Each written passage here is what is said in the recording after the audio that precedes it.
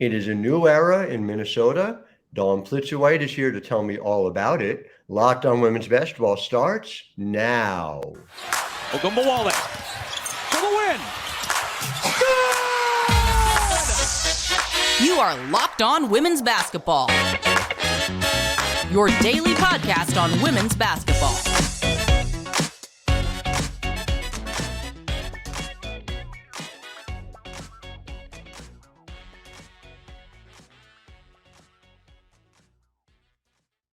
Well, hi, everyone, and welcome to Locked On Women's Basketball. I'm your host, Howard Megdal. I want to thank you for making us your first listen every day. You keep showing up for us, over 100,000 listeners here in September already, and we still have several days to go. Fourth month in a row you've done that. We are here for you 6 days a week talking all things women's basketball. Of course, a ton of WNBA playoffs coming to you. We had some semifinal talk yesterday. Tomorrow, Jacqueline LeBlanc, who covers the Connecticut Sun, up 1-0 over at the Next, will be here to join us. And of course, that is critical. It is not just me, it is the entire team over at the Next, thenexthoops.com. We have over 100 reported pieces about women's basketball every single month. Go ahead and sign up. It's $9 a month, $72 a year. It's the women's basketball newsroom that we've all wanted, and it is here. And of course, we are deep in preparations for the collegiate season, even though it is still the WNBA playoffs, because we do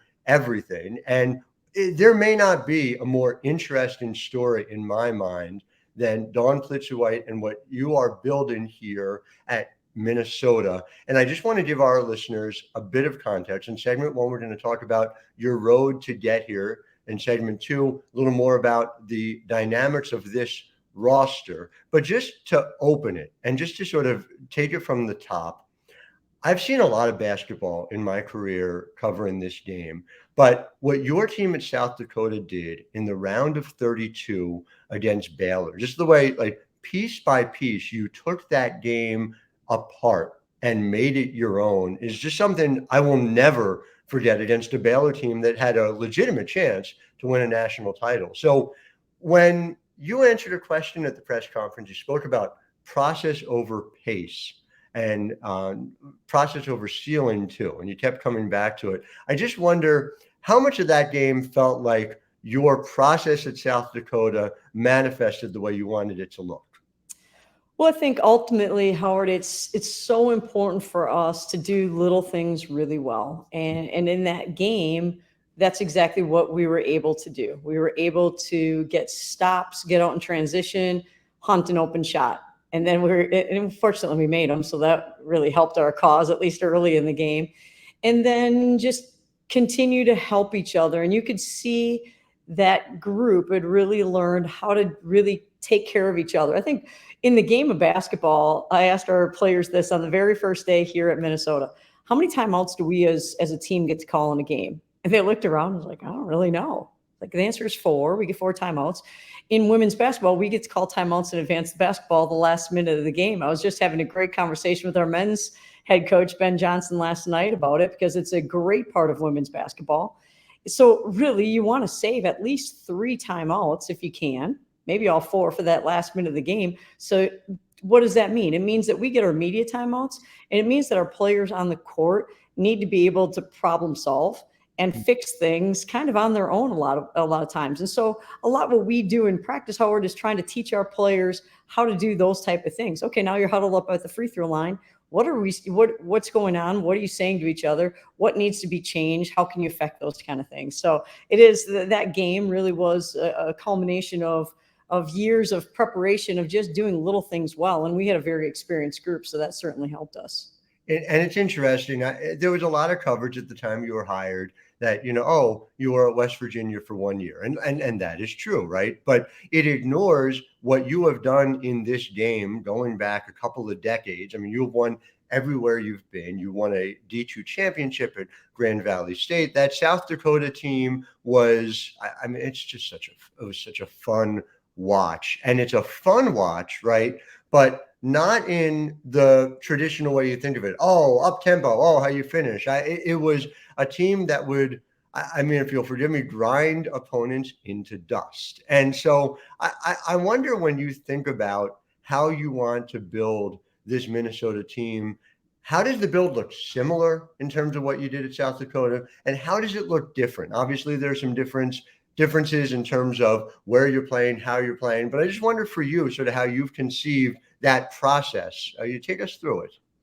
Well, I think the first thing we have to help our players with, I went to school initially to be a kindergarten teacher, and then I changed into being I was going to teach math and biology in high school. I'm not really sure why that came about the way it was. So the analytics of the game are fascinating to me. And so people often ask me, well, what service do you subscribe to? I'm like, I just go on the stats and I look at it and study it and look at a lot of different things to help our players understand who we want to be. And I think the biggest thing for us is we talk about efficiency. So we want to be efficient. A lot of teams, in order for us to play fast, we have to get stops. That means we have to defensively be efficient in what we're doing and hold teams down and make them uncomfortable. Then on the other end, there are a lot of teams that play fast but don't value the basketball. We want to be able to do both. Mm-hmm. And that's really challenging and understanding what that looks like. Although yesterday I did tell our players, ultimately the game comes down to who can, and this I think is to your point, the game comes down to getting stops in a half court and scoring in a half court. And that's kind of that grind process, if you will, of what does it take, how and how exactly do you go about doing that? And so we talk a lot about the analytics of it, but then practice that way. So if we want to score efficiently, then in this segment of the drill, we have to score 6 out of 8 times or 5 out of 10 times or whatever that number is on that day. And then I think when players, what it does is it puts them in a situation where they're feeling, if you will, pressure in practice. And then all of a sudden in the game, it's like, oh, we've done this before. Okay, we got it. Yeah, we've been here before. Oh, we practice this all the time. And so, hopefully your players receive a level of confidence knowing they can do it because they've done it before.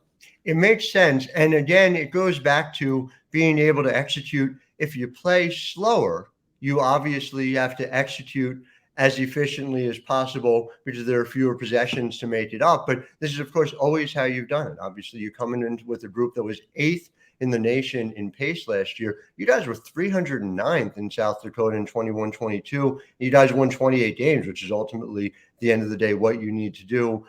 Are you somebody who has a specific pace in mind, or are you somebody who likes to tailor it to personnel? There were obviously some specific reasons to play that way at South Dakota. Well, I think for us at South Dakota in the 1920 season, we were 30-2, heading into the NCAA tournament that then got canceled. That team was number 2 in the country in overall offensive efficiency, scoring over 80 points a game. And so with our personnel that year, that made a lot of sense. Mm-hmm. With our personnel, what happened in 21-22, we ended up going to the Sweet 16. We might have played slower, but you know why? Because we were really good defensively that year. Yeah. And we were efficient on the offensive end. We didn't score at quite the same clip because it took longer for our opponents to get shots up because we were better defensively at that point in time. So again, when you study the analytics of it, can be totally different. I also think we are a team that in transition, if depending on what you look at, if you look at synergy a lot of times doesn't consider if you score in the first 8 seconds of the shot clock, I think that's still playing pretty fast.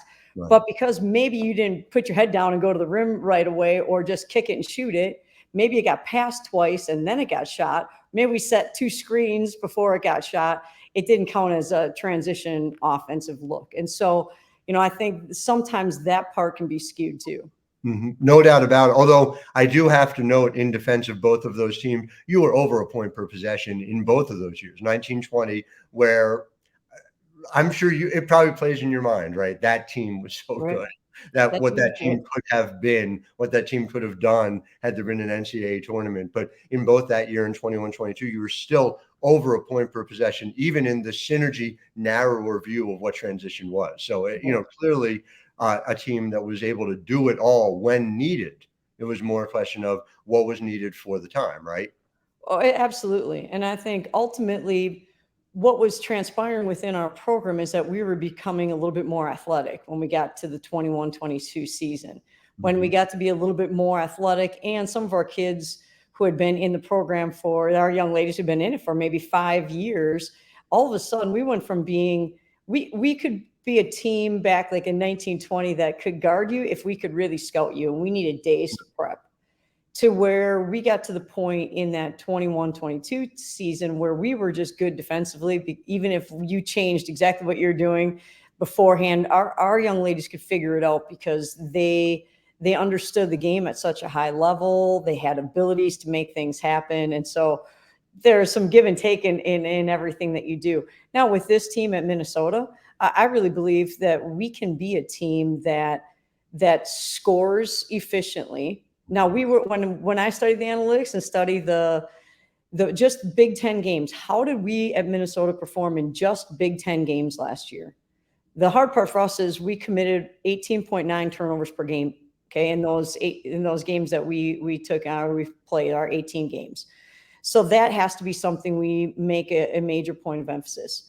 We scored at a 39.5 or 39.6, I think it's 39.6% clip in Big Ten only games. Mm-hmm. And so when you look at sometimes the big picture, rather than sometimes kind of narrowing it in like you do, how is where specifically do we have to get better? And so we look at a lot of those things, and that's really what we're working on now is how do we become more efficient on the offensive end. We're getting, in a lot of scenarios, getting really good shots, but now we need to be able to convert those at a high level. And in women's basketball, that isn't necessarily something that the women's game is great at yet. It's an area, you've watched WNBA games now, so much better than even a few years ago. But finishing at the rim is something we spend a great deal of time at. Then hitting open arc shots, taking care of the basketball, offense rebound, all of it's a part of it.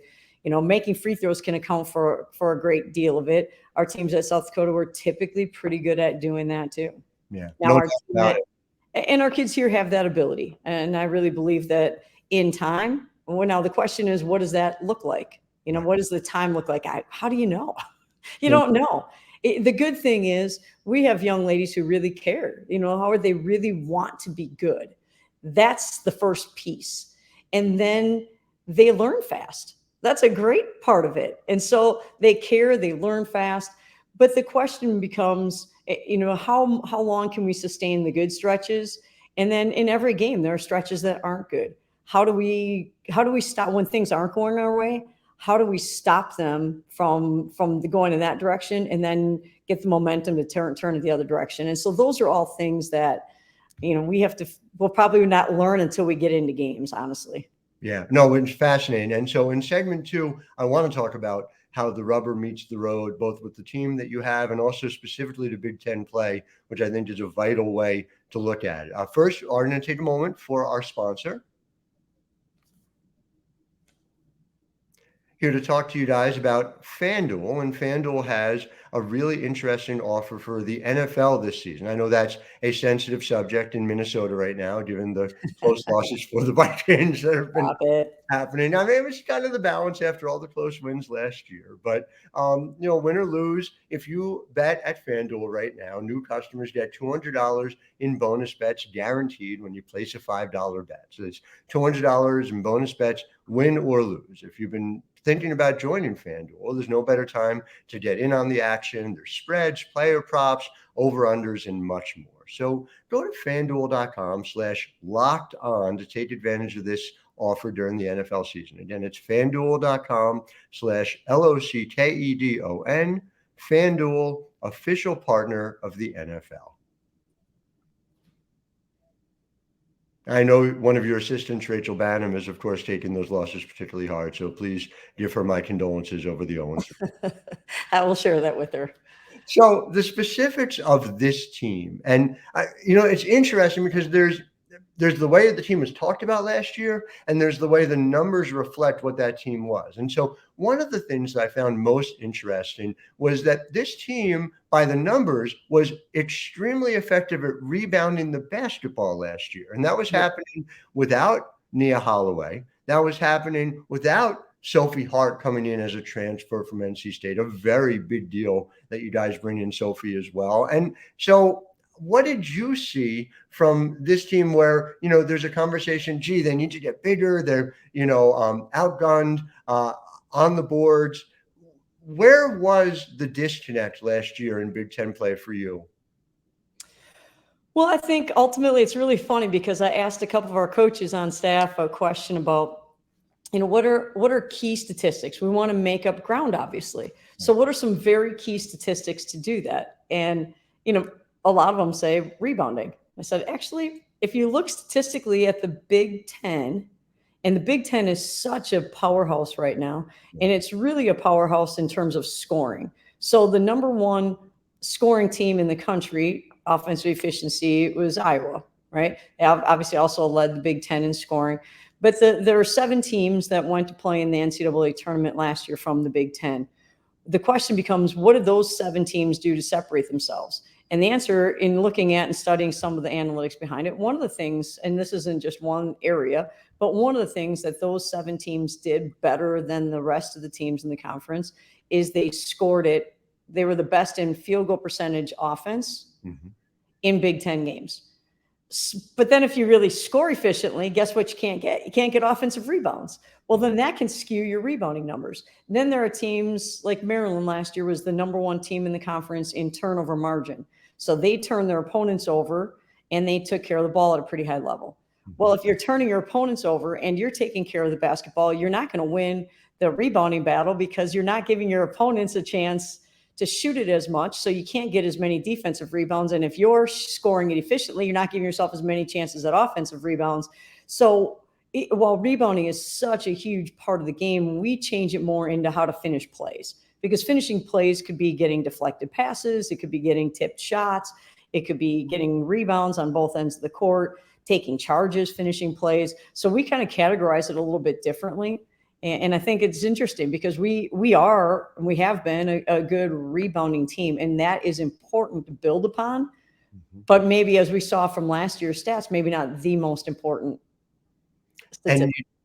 And no doubt. And again, you touched on it, but taking care of the basketball is obviously a place where, this was a team that was near the bottom of the Big Ten, both in Big Ten games and overall. And I know that is a place where, okay, look, you have a freshman point guard and very talented one last year, and Amaya Battle playing, almost 30 minutes a game.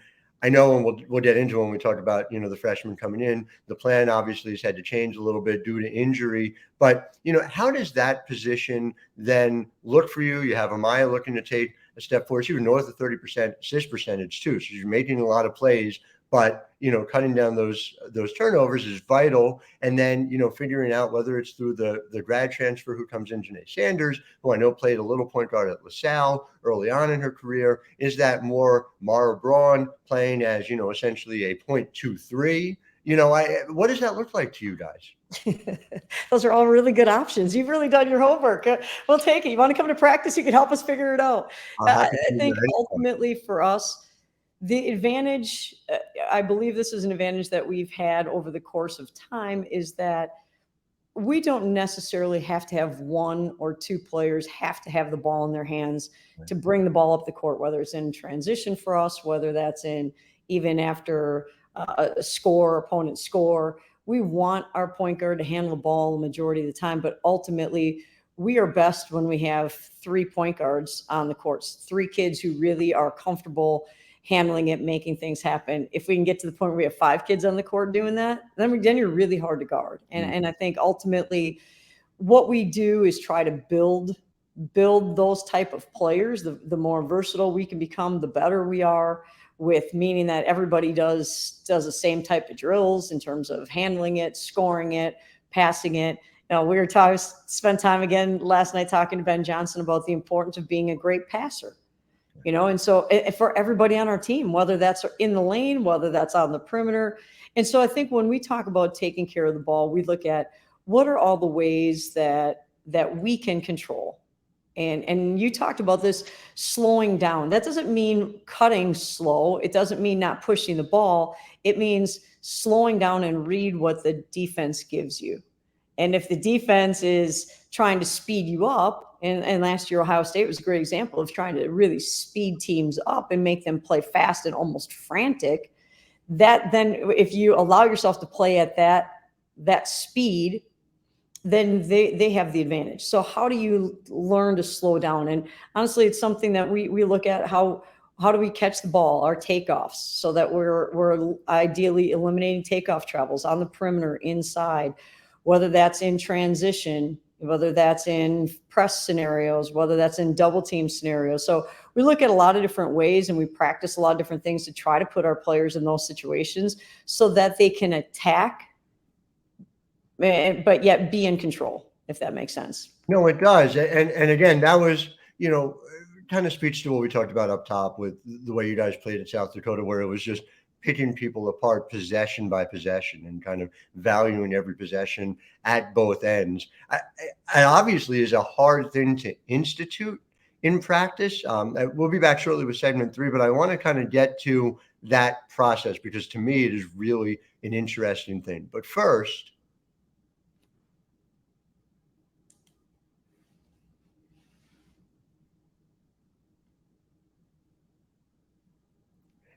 and so back with that process and thinking about it, to me, when I think about the development here of the sophomores, there's a couple of different ways I'm curious to break it down and to look at it. And one, of course, is you talk about having those possessions count.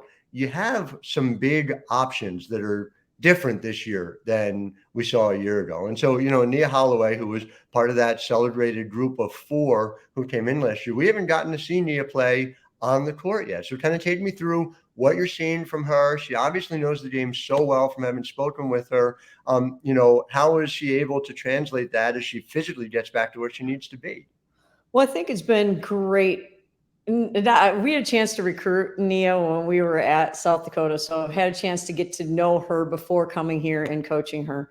But working with her, what's been absolutely phenomenal is that, Howard, she does what the special players do when they're coming back from an injury, is that she is working on the finer details of how to become a better shooter, how to become more efficient at the rim.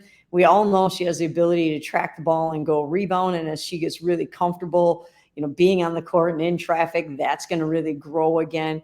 But what she's doing right now is really slowing down the mechanics of what she needs to do to be efficient on the offensive end of the court. And it's been awesome to watch because we know after coaching you talked about decades before, that was long, but after coaching for a while, you understand that when players look at every possession as the most important possession, whether that's in a shooting rep, this possession matters.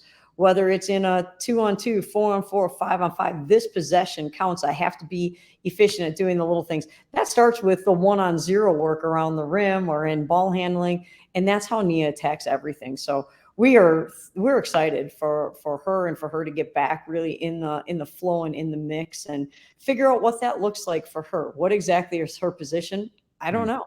I don't know her, but I think she has the ability to impact the game in a lot of different ways. It's so interesting, right? She's 6 feet listed, but she plays bigger. And so much of this team over the last couple of years has been based around trying to get players to play bigger than they are. Sophie Hart offers you an option that, that frankly, Lindsay didn't really have. A 6'5", really skilled, legitimate big 5 for her to be able, for you to be able to utilize, And I bring up for 2 reasons. One, because it changes, I think, what your options are to be able, to use with this team. But it also, and kind of go back to process, what does process look like at Minnesota? Here's a homegrown player, in this case, went and came back, but is playing for this team. You're utilizing, the fertile ground there to be able to bring in that talent. You're seeing it with the players who you have committed already coming next year as well. How much do you think that was kind of a signature for you of what you're hoping this program looks like going forward?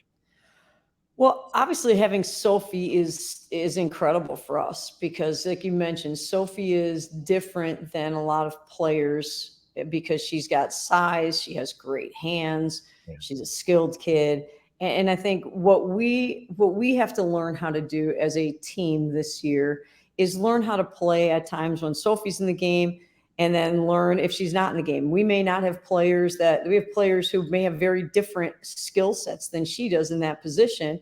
And so that may mean we have to look a little different at times. We may move our post kid around differently within our offensive looks. And so we are obviously just getting ready to start official practice, but we did have the advantage of going overseas and playing in 3 games, which gave us the advantage of practicing an extra 10 times this summer. And that has allowed us to kind of jumpstart some of those big picture things. But ultimately, Howard, it comes back to when you get the ball around the rim, if you can score it efficiently, this is the math background. If you score it around the rim at a high percentage, then your team efficiency goes up. Then you work on hitting open shots from the perimeter. Then your efficiency improves there. That helps your overall team field goal percentage. And then you got to take care of the basketball. So ultimately for us, all those other things, we have to figure out the movement pieces. We've been spending a lot of time working on that. Again, we have kids who really care and we have kids who are really smart. And so after really working on movement and changing our movement over the course of 1 week, we've become a lot better at it. Now we have to move on to the next thing. So now our movement's going to get worse, but our spacing might get better, or maybe our efficiency gets a little bit better. Maybe our passing gets better. Then we're going to have to go back to working on movement. So it's all give and take as we're doing all of it. So it's great. I do believe kind of your question was about how fertile we think this area is in women's basketball. Mm-hmm. And we believe that this region is loaded with great basketball talent and great young ladies and tough kids and kids who win at a high level. And so for us, it's a matter of establishing those connections or reestablishing connections and really trying to sell the vision of what we believe Minnesota women's basketball can become. And it has been in the past, just hasn't quite been there the last few years.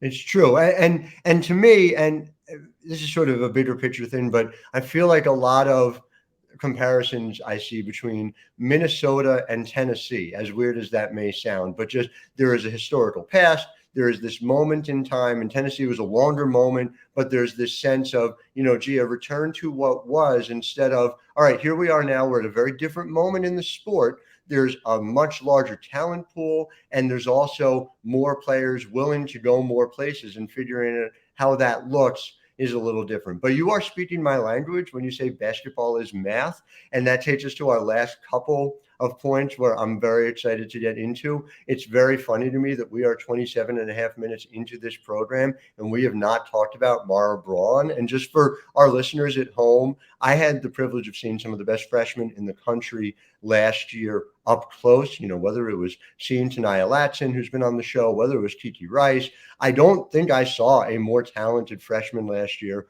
than Mara Braun. And obviously, her decision to stay, her decision to build with you was enormous in and of itself. But I just wonder from you, as somebody who has crafted pro players, Hannah Shervin is a great example of this.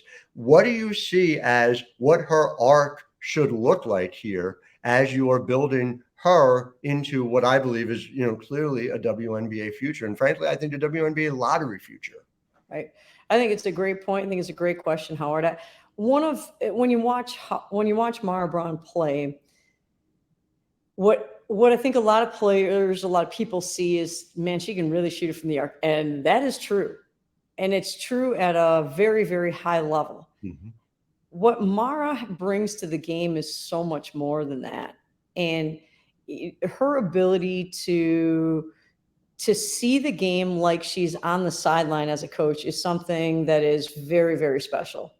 Where she can, at the end of each practice, we have a winner of the day. Sometimes there's a tie, we have 2 winners. But when there's a winner of the day and she's won several times, that person gives a shout out to a teammate. And when the things that she says at that time are so thoughtful, as if she was writing notes during the course of practice on a piece of paper and then wanted to make sure that she remembered to say it at the end. And I think to myself, how did she do that? She was in the middle of competing. When you're in the middle of competing, you're not really thinking, you're just playing. And so her ability to understand the game and to lead is something that is very, very special, because not only is she a skilled young lady, but she is a very, she understands the game at such a high level. And so that part is going to be the piece that I think a lot of people aren't able to see it, because you can't hear what's being said all the time.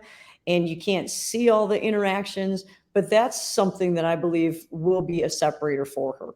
Then obviously I think her defense has the ability to be really good. I believe that we have the ability, the pieces to have the ability to be good defensively. Now, again, that doesn't happen right away. That takes some time, but we have size, we have length, we have some speed, we have the ability to rebound. So now when are we supposed to do what? How are we supposed to get there? How are we supposed to get through screens? Are we going to be disciplined enough to do it consistently enough? All those pieces remain to be seen. But I think that's another part of Mara's game. And we saw that in her 3-on-3 competition. She can guard. She can really defend.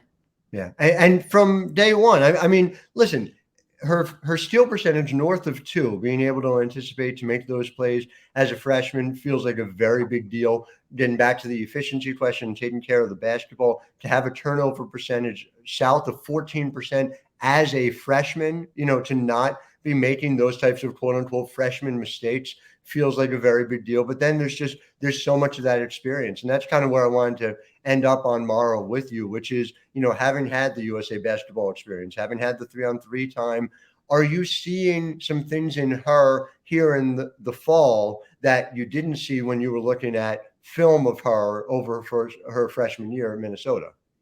Well, again, I think what we're seeing is the understanding piece and how to help bring out the best in others.